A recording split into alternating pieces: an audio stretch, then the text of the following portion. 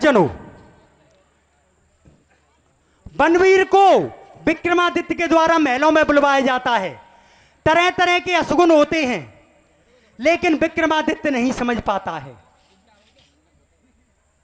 एक दिन मौका पा करके और बनवीर पीछे से वार करता है और विक्रमादित्य को खत्म कर देता है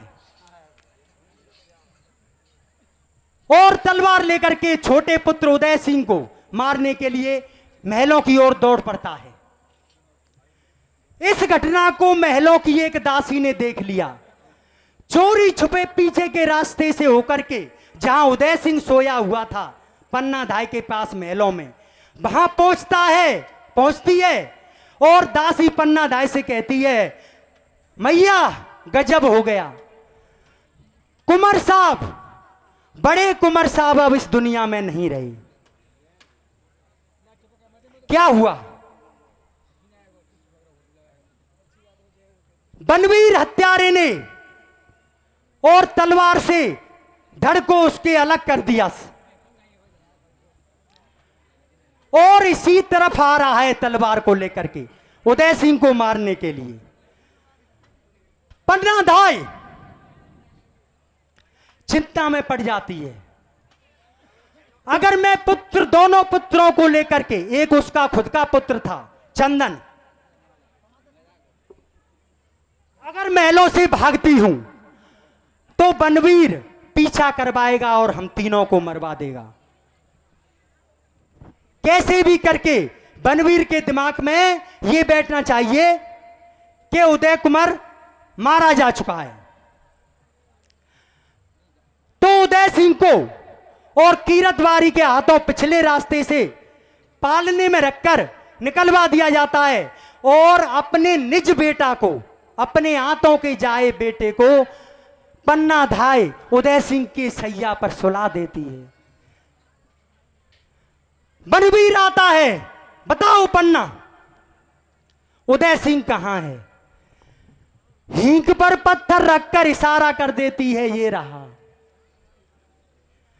उसकी निज बेटा चंदन की तरफ इशारा कर देती है। बनवीर एक झटके से में उसकी जीवन लीला समाप्त कर देता है। फिर भी पन्ना धाय राजधर्म को निभाने के लिए अपने बच्चे की बलिदान दे दिया। ऐसी पन्ना धाय को हम बार बार नतमस्तक। सज्जनों, वहां से निकलकर और उदय सिंह को लेकर के नगरी में घूमती है कि कोई शरण दे, लेकिन बनवीर के डर से कोई शरण नहीं देता है। अंत में कुंभ महल में, कुंभलगढ़ में पहुंचती है। वहां के जागीरदार से कहती है, और कहते कहते बनारी की आज आंख भर आई रे, सबने मोते मने करी जब शरण तिहारी आई रे।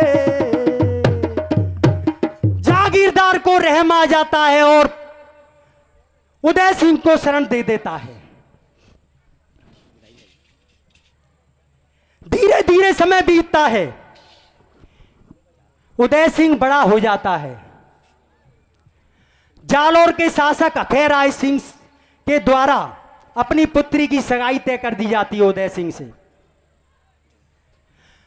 उस दिन सगाई तय होती है। पन्ना अकेली महलों में रो रही थी। उदय सिंह पहुंचता है कि हे मैया, बताओ आज तो खुशी का दिन है, तुम क्यों रो रही हो? तो किस प्रकार उदय सिंह और अपनी मैया को समझा रहा है, कथा कीर्तन के माध्यम से सुनेंगे।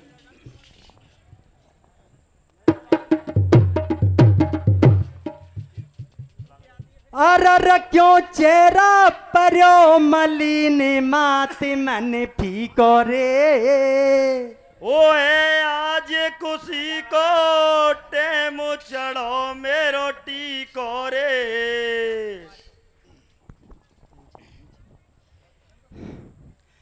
अरर क्यों चेहरा पर्यो मलिन मात मन फीको रे, आज खुशी को टेम चढ़ो मेरो टीको रे।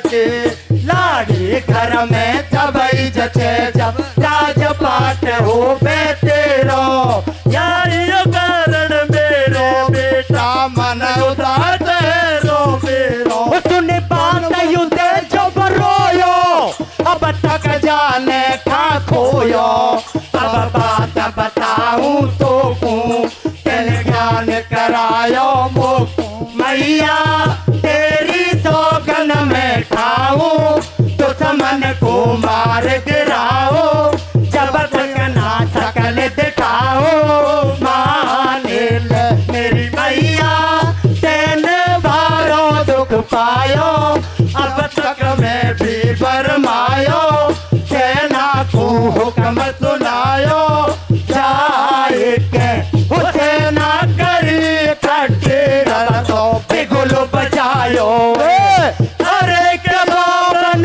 पीर दोष से रण में जाए टकरायो अरे के सेना करे कटे अब तो बिगुल बजायो अरे के बाबन पीर दोष से रण में जाए टकरायो अरे के सेना करे कटे अब तो बिगुल बजायो अरे के बाबन पीर दोष से रण में जाए टकरायो फिर बैठे दोनों बलधारी रण में अब युद्ध चलो भारे दोनों बलधारी रण में युद्ध चलो भारे फिर बैठे दोनों बलधारी रण में अब युद्ध चलो भारे दोनों बलधारी रण में अब युद्ध चलो भारे रण के तन में तलवार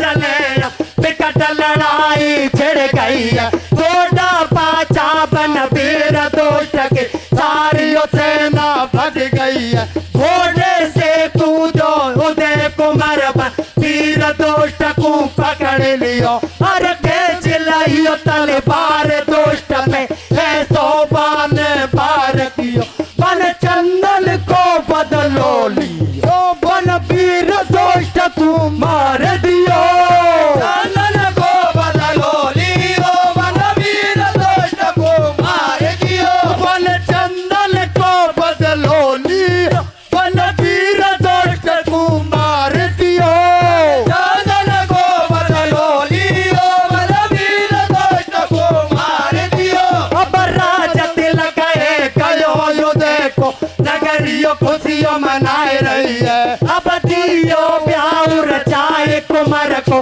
पन्ना अब खुश हो रही है ऐसी बलिदानी माधु जिया कल युग में तो दिखी नहीं हर बचन न तोड़ा पद ना छोड़ा कांटों से वो डरी नहीं बेटे की दे दई कुर्बानी अब जान करो श्रोता ज्ञान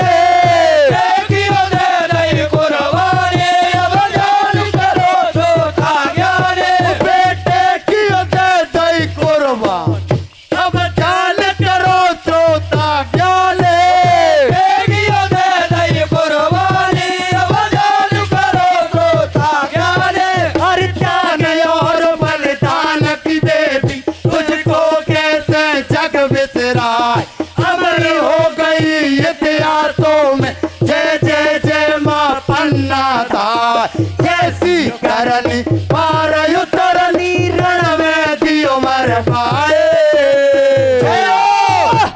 कथना जीतू मीणा ने गुरु कृपा से कथकाई देखो पन्ना ने नारी को मान बढ़ायो अरे कीर्तन भरियो सभा में उम्र गामन गायो अरे के देखो पन्ना ने नारी को मान बढ़ायो अरे कीर्तन भरियो सभा में उम्र गामन गायो अरे के देखो पन्ना ने नारी को मान बढ़ायो